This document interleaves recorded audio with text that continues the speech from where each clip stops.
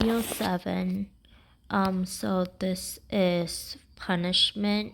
It's actually not for the wicked, it's for both, like, um, well, for not, yes, so I read it wrong. It's not for the wicked, it's for wickedness.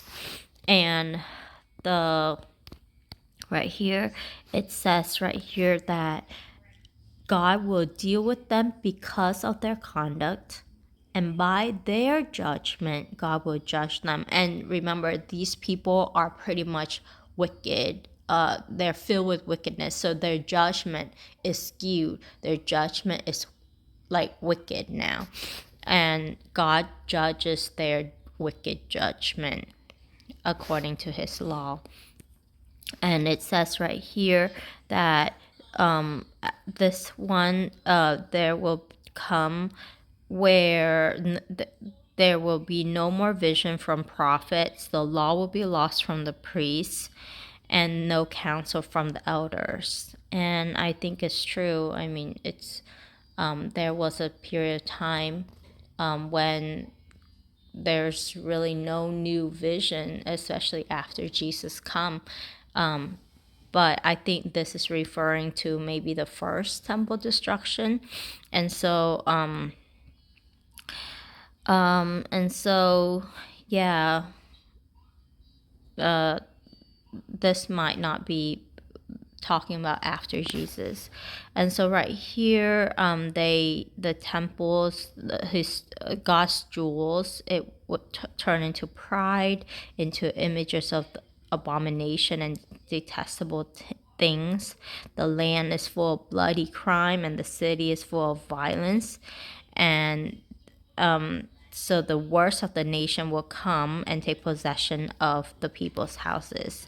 And it says right here where the branch is. Hold on. So God will judge the people according to their ways and bring on them all of their abomination. God will not have pity, because now is the time for judgment. Now, he says right here, the rod has budded, arrogance has blossomed. So he waits until there is fruit to confirm the existing, like, state. So violence now has grown into a rod of wickedness. And so arrogance, violence, then have the fruit of arrogance and pride.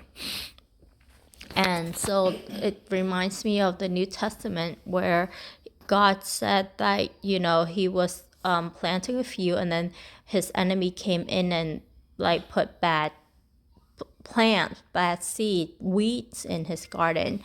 But then he didn't let his laborer, pick out the weeds early. He let them both grow together, come to fruition, have the ending, and then that's when he harvests. And so I think the point of that is that while they're growing, he allows time for change. If they don't change and they are stubborn in their way, then he will, judge and burn them. However, if they are not stubborn in their way and they change and they become a good fruit, a wheat, and they grow up and blossom into one, then he will take them into his family. And we know that, whatever seed is, it comes out that way. However, with God, there can be change. With God, he can give you a new heart. No analogy is perfect. And so this is an analogy where we can see a certain aspect of it, but the aspect that we don't see is that people can change. People have a chance to repent.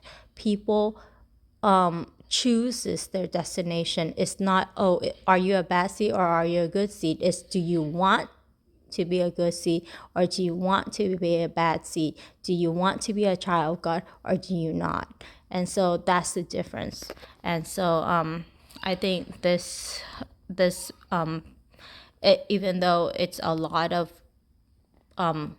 like bad prophetic messages for the people, for the punishment for them, the and it's just not a happy message, but you can glean a lot of insight about God while reading this. And to me, reading the Bible is to know about God, is to know his character, is to know if he's honest, if he's kind, if he's true, and then know about him more as an individual and learn to love him or reject him based on the information given.